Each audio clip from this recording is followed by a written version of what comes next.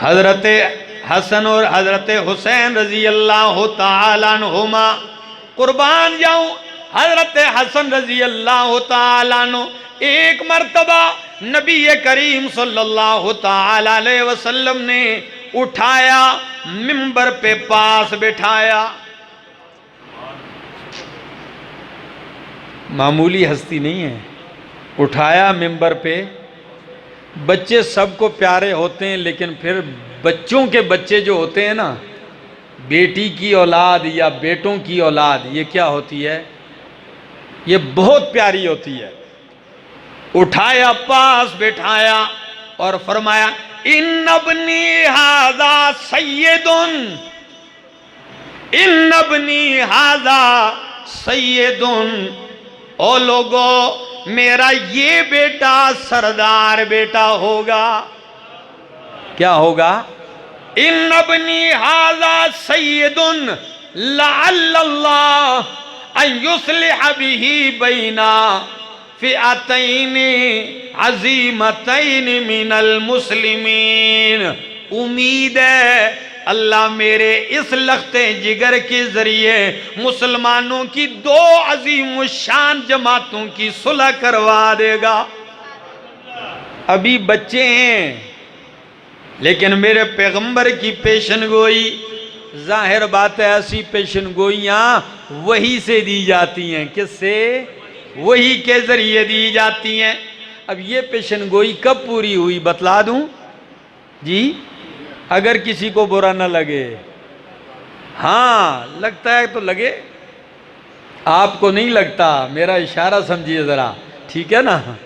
ہاں فرمایا پھر وہ وقت آیا جب حضرت عثمان رضی اللہ تعالیٰ عنہ کو شہید کر دیا گیا. مظلوم مدینہ خلیفۃ المسلمین 40 دن کو ان کو بھوکا اور قید کر کے رکھنے کے بعد ان کو شہید کیا گیا. تو مسلمانوں میں ایک ہنگامہ برپا ہو گیا. جو ہی عثمان ابن عفان شہید ہوتے ہیں، حضرت علی المرتضیٰ مسند خلافت پہ آتے ہیں، بیعت شروع ہوتی ہے. حضرت امیر معاویہ جو شام میں گورنر تھے، اور حضرت عائشہ صدیقہ رضی اللہ تعالیٰ عنہ، انہوں نے فرمایا کہ ہم بیعت کریں گے، آپ خلافت کے حقدار ہیں. یہ نہیں کہا کہ آپ خلافت کے اہل نہیں ہیں، لیکن ہم بیعت تب کریں گے کہ جب پہلے خلیفہ کا بدلہ لیا جائے. حضرت عثمان کے خون کا کیا لیا جائے؟ قاتلین سے قصاص لیا جائے، ہم تب بیعت کریں گے. یہ ان کی رائے تھی. اور حضرت علی المرتضیٰ کی رائے یہ تھی کہ بدلہ لیا جائے گا، پہلے ہاتھ پہ بیعت کر کے میری خلافت کو مضبوط کیا جائے. بات سمجھ میں آ رہی؟ لڑائی اقتدار پہ نہیں تھی، خون عثمان پہ بات ہو رہی تھی. صرف یہی اختلاف تھا. اور نعوذ باللہ ایک دوسرے کو غلط سمجھنا، گمراہ سمجھنا، بے دین سمجھنا، یہ کسی گندے کی ذہنیت ہے. اللہ کی قسم وہ ایک دوسرے کو جنتی سمجھتے تھے. اگر کسی کو شک ہو تو میں کہہ دوں، جب جنگ جمل میں حضرت عائشہ صدیقہ رضی اللہ تعالیٰ عنہ کے لشکر نے اور حضرت علی المرتضیٰ رضی اللہ تعالیٰ عنہ کے لشکر میں لڑائی ہوئی، کئی بندے مارے گئے. تو کسی نے پوچھا کہ ان میں شہید کون ہے اور جہنمی کون ہے؟ اور پوچھا بھی حضرت علی المرتضیٰ رضی اللہ تعالیٰ عنہ سے. تو جواب سن لیجئے اور کلیجہ ٹھنڈا کر لیجئے. علی المرتضیٰ کہنے لگے جہنمی کی بات تو چھوڑیے، یہ خرافات ہیں. وہ بھی شہید ہیں جو میری طرف سے مارے گئے، یہ بھی شہید ہیں. یہ مغالطہ ہے. کیا ہے؟ ان کا اپنا ایک اجتہاد ہے، ان کی رائے یہ ہے اور میری رائے، باقی کفر اسلام کا کی جنگ نہیں ہے. یہ ایک مرحلہ. خیر آگے چلتے ہیں. جب حضرت علی رضی اللہ تعالیٰ عنہ خلیفہ بن جاتے ہیں، 4.5 سال تک آپ خلیفہ رہتے ہیں، 4.5 سال تک۔ ہری پور والوں، یہ بہت بڑے اہم سے موڑ سے آپ کو گزار رہا ہوں۔ جب آپ خلیفہ بنتے ہیں، پھر آپ کو مظلومانہ نماز فجر میں شہید کیا جاتا ہے۔ آپ نماز فجر کے لیے جاتے ہیں، ایک بدبخت، اور وہ بدبخت جس پہ آپ احسان کرتے رہے۔ کیا کرتے رہے؟ احسان کرتے رہے۔ سچ ہی کہا، جس پہ احسان کرو اس کے شر سے کیا کرو؟ بچ جاؤ۔ ابن ملجم بدبخت نے جب آپ پہ وار کیا نا، بعد میں جب آپ کو گھر لایا گیا، فرمایا کون ہے میرا قاتل؟ ابن ملجم کا، بلا کے لے آؤ اس کو، میرے پاس لے آؤ۔ گرفتار ہو گیا تھا۔ اس سے کہا ظالم، یاد ہے تیرے ساتھ یہ اچھائی کی؟ کہنے لگا ہاں۔ کہنے لگا یہ یاد ہے تیرے ساتھ یہ نیکی کی، یہ احسان کیا، یہ احسان کیا، تو نے ان سارے احسانات کا بدلہ یہ دے دیا، تجھے یہ نوازتا رہا، آج یہ بدلہ دیا۔ ہوتے ہیں ایسے لوگ۔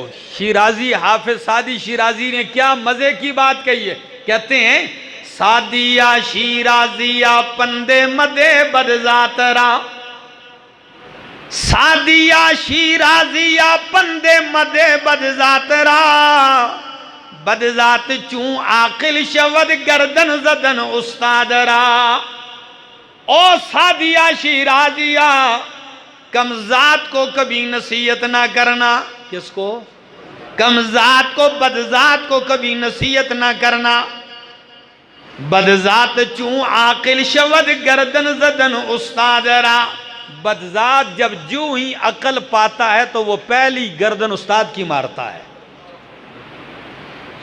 اور میرے استاد، میرے شیخ کے والد، میرے شیخ بھی اکثر یہ اشعار پڑھتے ہیں کہ جب ان کو گلہ ہوا اپنے شاگردوں سے، کچھ سے، اپنے ساتھیوں سے گلہ ہوا، تو وہ عربی کے یہ اشعار پڑھ کے اپنا درد دل اس طرح ظاہر کرتے، کہتے اعلمہ الرمایۃ کل یوم، اعلمہ الرمایۃ کل یوم، فلما اشتد سائدہ رمانی۔ اللہ۔ وَإِخْوَانٍ حَسِبْتُهُمْ دُرُوعًا فَكَانُوهَا وَلَكِنْ لِلْأَعَادِي، وَحَسِبْتُهُمْ سِحَامًا صَائِبَاتٍ فَكَانُوهَا وَلَكِنْ فِي فُؤَادِي۔ درد ہے، سنیے ذرا کیا کہتے ہیں۔ کہتے ہیں اُعَلِّمُهُ الرَّمَایَةَ كُلَّ يَوْمٍ، جس کو ہر دن میں تیر اندازی سکھلاتا تھا۔ کیا؟ ہاں، کہ تیرا بازو مضبوط ہو، تیر ایسے چلا۔ اُعَلِّمُهُ الرَّمَایَةَ كُلَّ يَوْمٍ، ہر دن اسے تیر اندازی سکھاتا۔ فَلَمَّا اشْتَدَّ سَاعِدُهُ رَمَانِي، جس دن اس کا بازو مضبوط ہو گیا، نشانہ درست ہو گیا، تو پہلا تیر اس نے مجھے مارا۔ درد ہوتا ہے کہ نہیں ہوتا؟ دکھ ہوتا ہے۔ اگلی بات کہتے ہیں وَإِخْوَانٍ حَسِبْتُهُمْ دُرُوعًا فَكَانُوهَا وَلَكِنْ لِلْأَعَادِي، میرے کتنے ہی ایسے لوگ تھے جن کو میں بھائی سمجھتا تھا، کہ میرے ایسے بھائی جن کو میں زرہ سمجھتا تھا۔ کیا سمجھتا تھا؟ زرہ۔ زرہ جانتے ہو؟ لوہے کا وہ لباس جو آپ کو دشمن کی وار سے بچاتا ہے۔ تو کہتے ہیں کتنے ایسے بھائی جن کو میں اپنے لیے زرہ سمجھتا تھا، وہ زرہ تو تھے لیکن میرے لیے نہیں، دشمن کی زرہ بن گئے۔ جن کو میں اپنی زرہ سمجھتا رہا وہ زرہ بن گئے لیکن دشمن کی بن گئے۔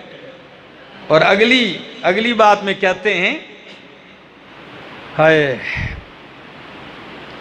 اور کتنی ایسے تھے وَخِلْتُهُمْ سِحَامًا صَائِبَاتٍ فَكَانُوهَا وَلَكِنْ فِي فُؤَادِي، کتنی میرے یار جگری دوست جن کو میں تیر سمجھتا تھا کہ یہ میرے تیر ہیں، اس سے دشمن کو ماروں گا، سمجھتا میں تیر تھا، تیر تو وہ تھے لیکن دشمن کے تھے اور لگے میری جگر میں آ کے لگے۔ جن کو تیر سمجھا تیر تو نکلے لیکن لگے آ کر مجھے ہی ہیں۔ اور کتنی لوگ تھے وَلَقَدْ قَالُوا قَدْ صَفَتْ مِنَّا قُلُوبٌ، کتنے ہی دوست تھے جب ملتے تو کیا کہتے؟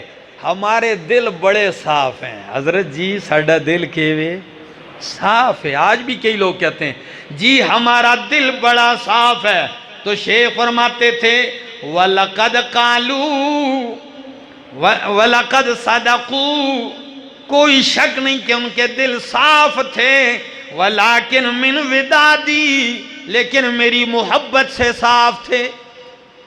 ان کے دل واقعی صاف تھے مگر اس دل میں میری محبت نہیں تھی، میری محبت سے صاف تھے، نفرت تھی۔ تو علی المرتضیٰ نے فرمایا بدبخت تجھ سے احسان کرتا رہا، اس کا یہ بدلہ دیا۔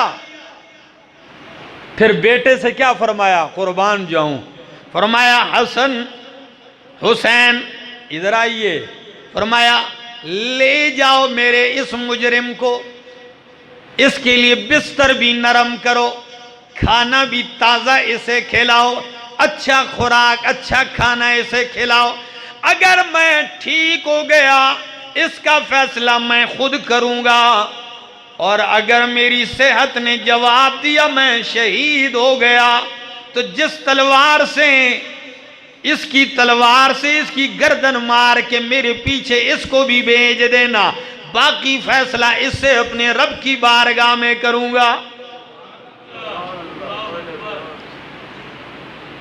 تو حضرت علی المرتضیٰ جب شہید ہوتے ہیں تو سارے بیعت کرتے ہیں، حضرت حسن رضی اللہ تعالیٰ عنہ حضرت حسین کے بڑے بھائی کے ہاتھ پر۔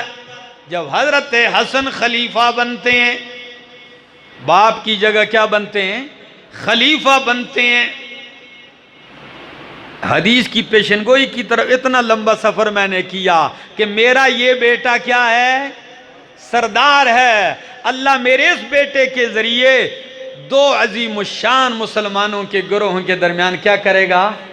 بخاری کی حدیث ہے، فرمایا جب 6 مہینے حضرت حسن رضی اللہ تعالیٰ عنہ مسند خلافت پہ رہتے ہیں، سن 41 ہجری ہے، سن 41 ہجری ہے، اللہ اکبر، حضرت حسن مسند خلافت پر ہیں تو کیا کرتے ہیں؟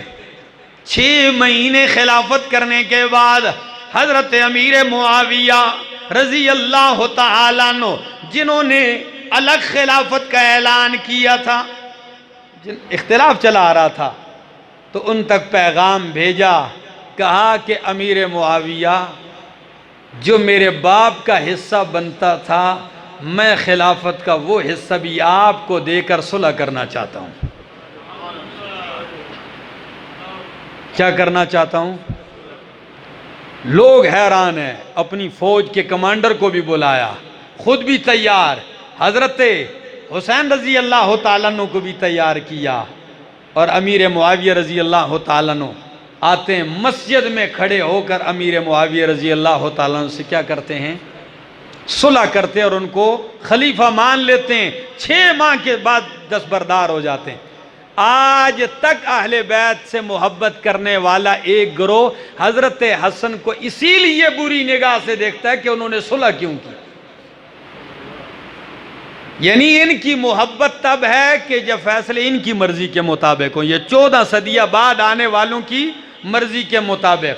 اور کچھ لوگ ایسے بھی تھے کہ ایک شخص ادھر بھی ایسا تھا، آ کے حضرت حسن کو سلام کرتے ہوئے کہنے لگا السلام علیکہ یا مذل یا مخزل مسلمین، کہ السلام علیکم مسلمانوں کو رسوا کرنے والے۔ تو حضرت حسن نے دیکھ کے فرمایا مسلمانوں کو رسوا نہیں کیا صلح کر کے، مسلمانوں کا قتل عام اور خون بچا کے زندہ کر دیا میں نے۔ اپنی اپنی سوچ ہے میرا بھائی۔ اور حضرت امیر معاویہ رضی اللہ تعالیٰ عنہ 19 سال خلافت کی مسند پہ رہتے ہیں. کتنے سال؟ 19 سال. ان کی وفات کے بعد جب ان کا بیٹا یزید مسند خلافت پہ آتا ہے، آج کئی لوگ فیس بک کو دیکھتا ہوں وہ یزید اور حضرت حسین رضی اللہ تعالیٰ عنہ کا تقابل اور موازنہ کرتے ہیں. بھائی معاف کرو بھائی، یزید اور حضرت حسین کا تقابل اور موازنہ کبھی نہیں ہو سکتا، اللہ کی قسم. حضرت حسین نبی پاک صلی اللہ علیہ وسلم کے جگر گوشے ہیں اور رسول کے صحابی ہیں. کروڑوں یزید مل جائیں حضرت حسین کے قدموں کی خاک کا بھی مقابلہ نہیں کر سکتے. یہ کیا ہے؟ لیکن ایک بات یہ بھی ضرور یاد رکھیے گا کہ یزید کو آڑ بنا کر امیر معاویہ کے اوپر تنقید کرنا، امیر معاویہ کو آڑ بنا کر پورے بنو امیہ پہ تنقید کرنا، بنو امیہ کو آڑ بنا کے پیغمبر کے سارے صحابہ کو دین سے باہر نکال دینا، اس کے لیے بھی ہم صدے باب بنے ہوئے ہیں. اس کو بھی ہم نہیں مانتے.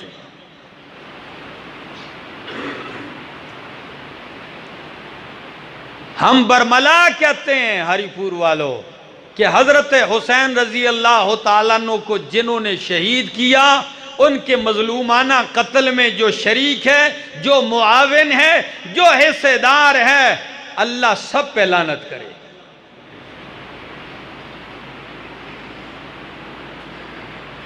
لیکن یہ بھی ذرا کھوج لگاؤ نا، پھر وہ ہیں کون؟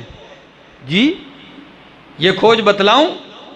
حضرت حسین رضی اللہ تعالیٰ عنہ کو 12,000 خطوط مدینہ پہنچتے ہیں. کتنے؟ 12,000 خطوط پہنچتے ہیں عراق سے، بصرہ سے، کوفہ سے. اور کیا لکھا جاتا ہے؟ نواسہ رسول آپ تشریف لائیں عراق میں، نحن بلا امام، ہمارا کوئی خلیفہ نہیں ہے، ہم جمعے کی نماز بھی نہیں پڑھتے، ہم عید کی نماز بھی نہیں پڑھتے. آپ آئیں اور یہاں کا سارا خاندان، سارے قبیلے، لاکھوں لوگ آپ کی بیعت کے منتظر ہیں. کوئی مسئلہ نہیں، آپ آئیں، ہم آپ کے ہاتھ پر بیعت کرتے ہیں، ہماری جان چھڑائیں اس سے. ایک خط آتا تو چلو آدمی کہتا ہے چھوڑ دو، 2 آئیں تب بھی بندہ رد کر دے، 10 آئیں، 20 آئیں، کتنے؟ 12,000 خطوط آئیں اور لوگ تڑپیں کہ ہم مرتے ہیں آپ پہ، ہم دیوانے آپ کے، آؤ سنبھالو ہمیں. تو حضرت حسین رضی اللہ تعالیٰ عنہ نے حالات کا جائزہ لینے کے لیے اپنے بھائی چچا زاد مسلم بن عقیل کو بھیجا. فرمایا جاؤ، واقعی ٹھیک کہہ رہے ہیں، یہ ویسے ہی ہیں. جب مسلم بن عقیل پہنچتے ہیں، بڑا استقبال ہوا، 80,000 لوگوں نے بیعت کر لی. ٹھیک ہے، یہ پہلا مرحلہ. جو ہی بیعت کی تو انہوں نے پیغام بھیجا حضرت سیدنا حسین کو کہ یہ بالکل حالات سازگار ہیں، آپ تشریف لے آئیں. وہاں سے حسینی قافلہ چلتا ہے. حضرت حسین رضی اللہ تعالیٰ عنہ روانہ ہوتے ہیں. اور ہری پور والوں یہ بھی سن لیجئے، جب روانہ ہوتے ہیں حضرت عبداللہ ابن عباس رضی اللہ تعالیٰ عنہ، جو نبی کریم کے چچا عباس کے بیٹے ہیں اور حضرت علی المرتضیٰ کے چچا زاد ہیں، تو حضرت حسین کے چچا ہوئے کہ نہیں؟ باپ کا چچا زاد بھائی آدمی کا چچا ہوتا ہے. آئے کہنے لگے حسین نہ جائیے، یہ بے وفا لوگ ہیں عراقی کوفی، یہ کبھی وفا نہیں کریں گے، آپ کے والد سے وفا نہیں کی، آپ کے بڑے بھائی حسن سے وفا، نہ جائیے، دھوکے باز ہیں. لیکن حضرت حسین کہنے لگے میں عزم کر چکا ہوں. تو ان کی آنکھوں میں آنسو ہیں. کہا جب آپ عزم کر چکے ہیں پھر رخصت ہوئیے.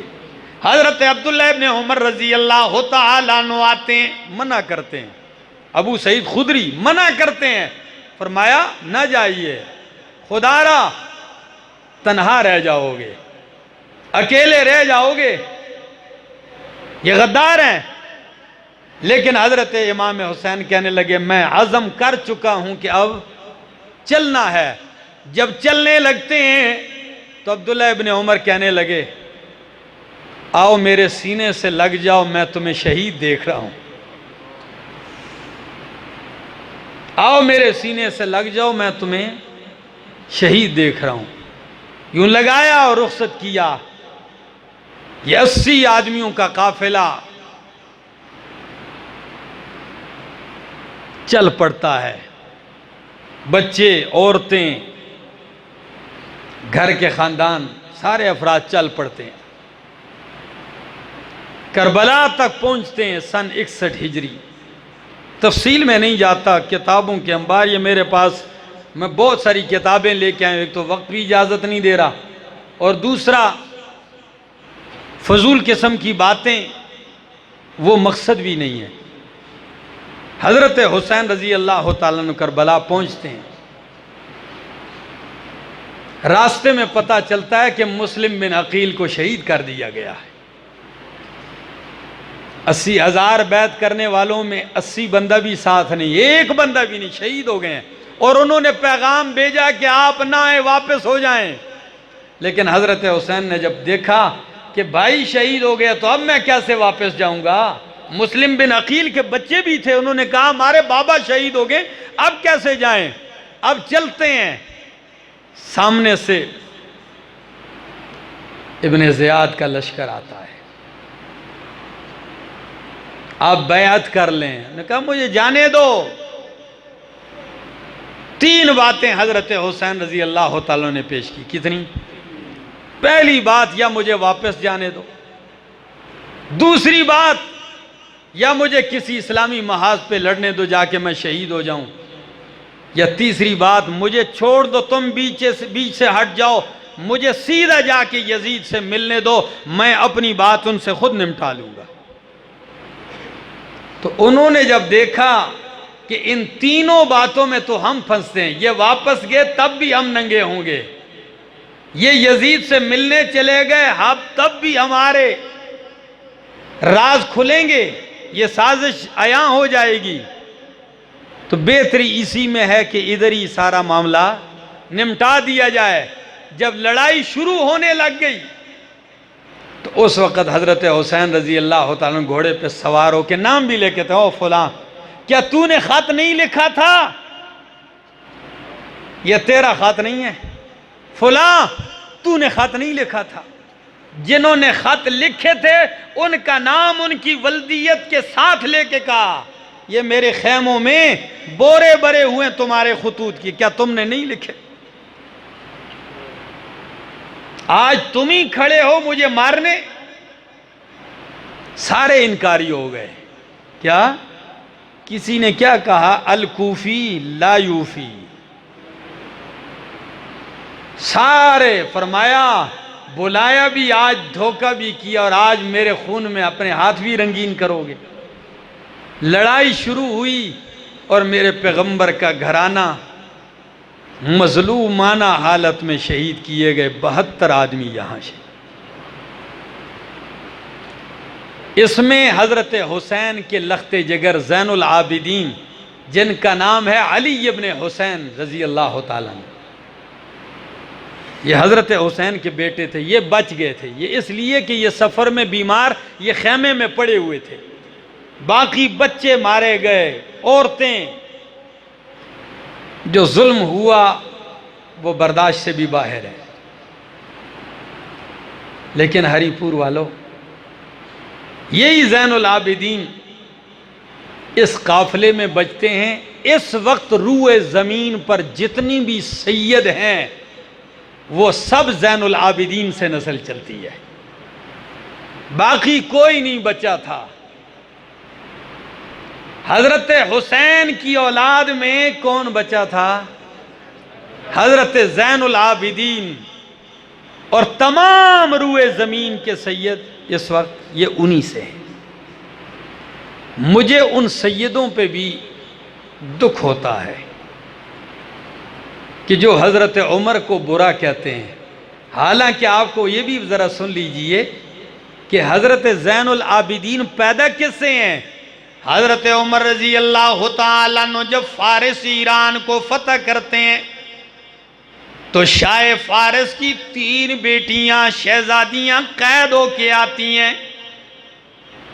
تو اس وقت رواج تھا غلام اور باندیوں کو بیچا جاتا، تو حضرت علی المرتضیٰ نے فرمایا عمر شہزادیوں کا منصب یہ نہیں ہے کہ ان کو بیچا جائے، کیا آخر بادشاہ کی بیٹیاں ہیں، اگرچہ قید ہو کے آئی ہیں۔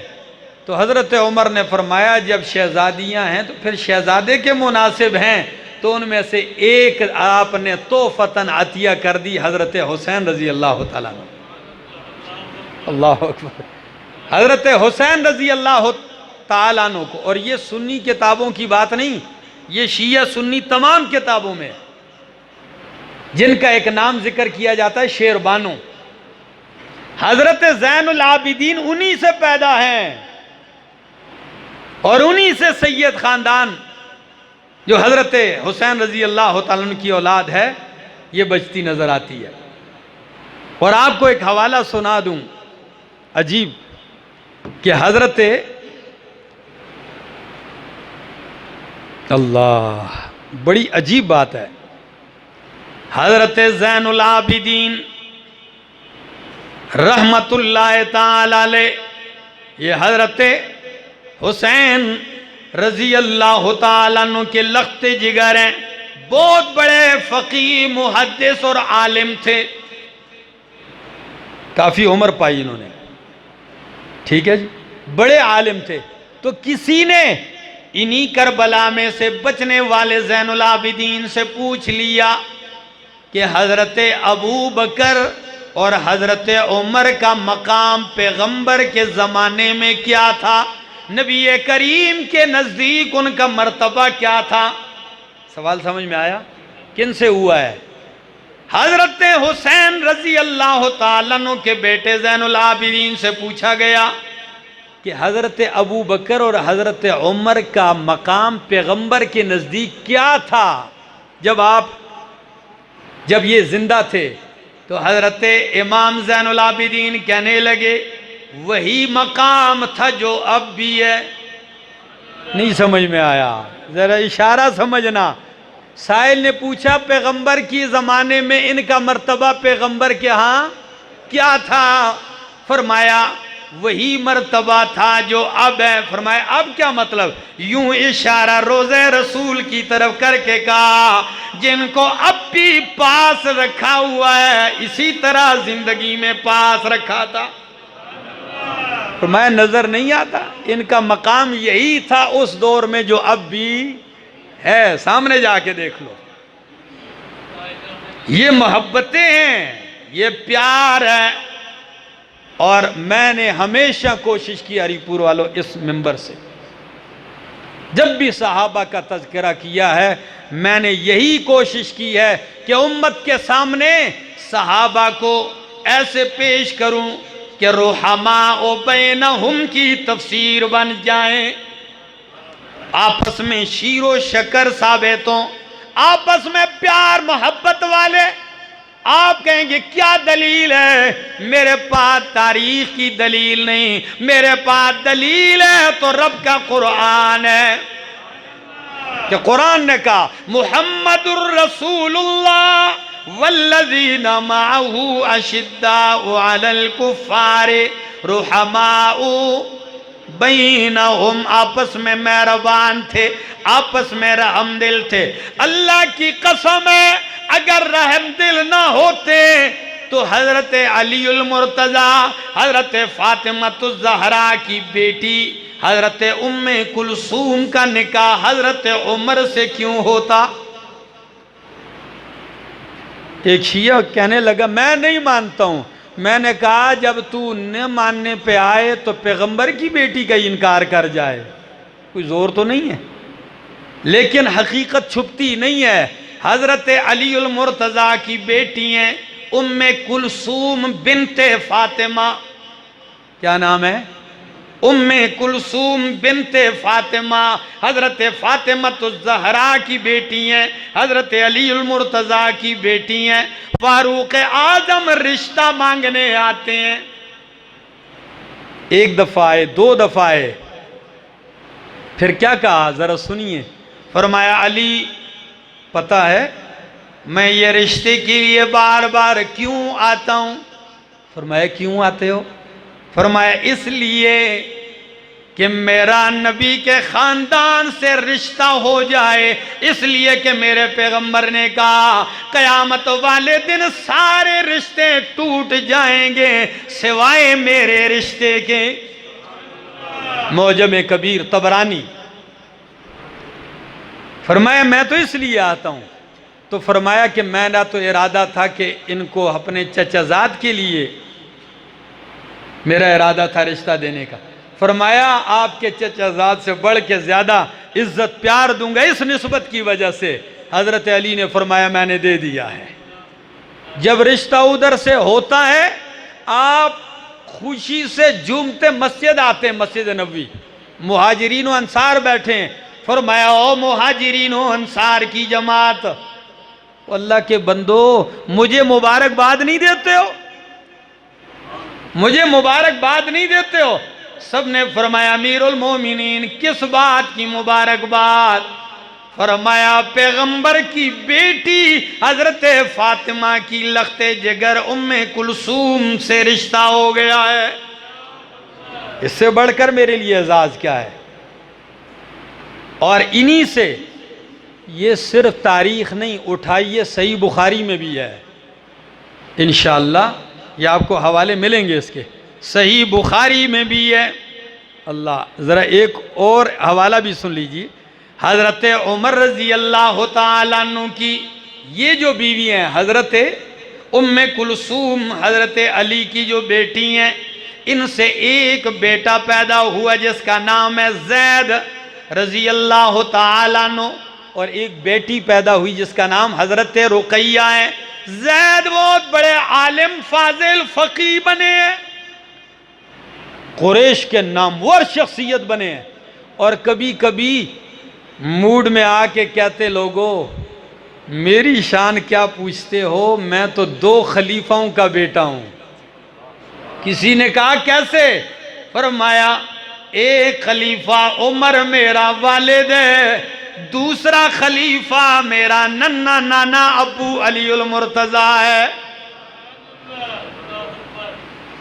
سچ بتاؤ اگر یہ دشمنیاں یہ بغض ہوتا تو یہ رشتے ہوتے؟ اگر میں یہ مان لوں کہ ایک بدبخت یہ کہتا ہے کہ حضرت عمر نے آ کے حضرت فاطمہ پہ دروازہ گرایا اور ان کا پیٹ کا بچہ ضائع ہو گیا، شرم بھی نہیں آتی یہ خرافات کہتے ہوئے ان لوگوں کو؟ حیا بھی رکاوٹ نہیں بنتا.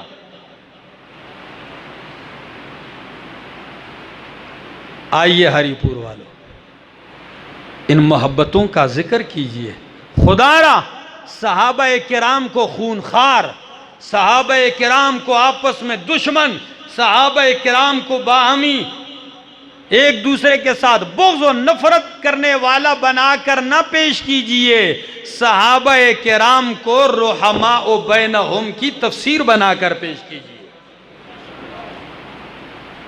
اور جب حضرت حسین رضی اللہ تعالیٰ عنہ شہید ہوتے ہیں، ان کی مظلومانہ شہادت، تو کوفہ میں ایک پارٹی پیدا ہوتی ہے.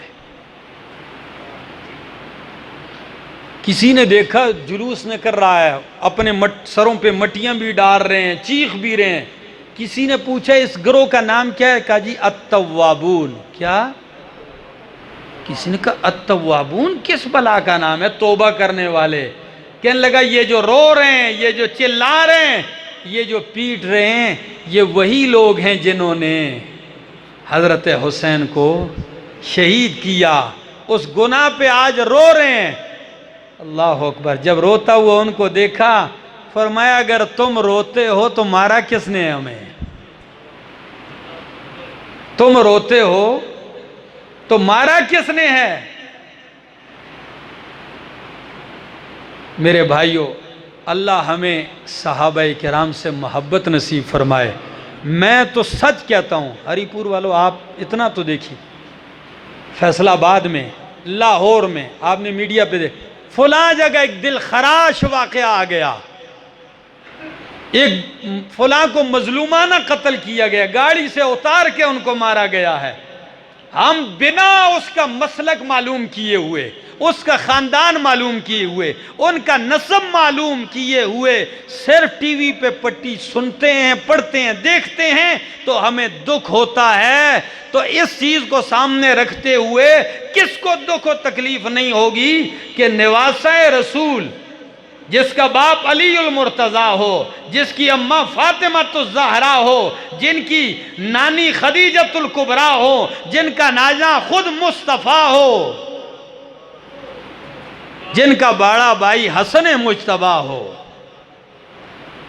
ان کو مظلومانہ شہید کیا جائے تو کس مومن کو دکھ نہیں ہوگا؟ دکھ ہے، لیکن اسلام نے ہمیں دو باتیں بتائیں۔ دکھ پہنچے تو صبر، کیا کرو؟ صبر کرو۔ یہی قرآن کہتا ہے، یا ایھا الذین آمنوا استعینوا بالصبر والصلاۃ، اے ایمان والو اللہ کی مدد چاہو صبر کے ذریعے اور بولو۔ تو جو مومن ہے، یہ حکم کس کو ہے؟ میں سب کو نہیں کہتا ہوں، اچھا میں مومنوں کو کہتا ہوں تم صبر کرو۔ تو مومن صبر کرتے ہیں، جو مومن نہیں ان کو ہم صبر کا، جو مومن نہ ہو وہ صبر کرے یا کیا فائدہ؟ صبر صرف کون کرے گا؟ مومن۔ اے ایمان والو استعینوا بالصبر والصلاۃ، صبر اور نماز کے ذریعے۔ کون سا صبر؟ جو حضرت مسلم بن عقیل کی شہادت کی خبر پہنچنے پہ حضرت حسین نے کیا تھا کہ نہیں؟ جب خبر آئی کہ مسلم بن عقیل کیا ہو گئے تو ماتم شروع کر دیا تھا، سینہ کو بھی شروع کر دی کہ صبر کیا۔ اور وہ نماز جو کربلا میں خون کی ہولی کے درمیان بھی نہیں چھوٹی، تو ان کے نام لیوا تو نہ نماز کے قریب آئیں اور نہ صبر کے قریب آئیں اور کہیں ہم محبت کے دعوے۔ میرے دوستو، ان کی سیرت اپنائیے۔ کیا اپنائیے؟ ان کی سیرت اپنائیے۔ یہ عظیم ہستیاں ہیں، یہ ہمارے ایمان کا حصہ ہیں، اور اللہ ہمیں ان کے نقش قدم پر چلنے کی توفیق عطا فرمائے۔ آخر دعوانا ان الحمدللہ رب العالمین۔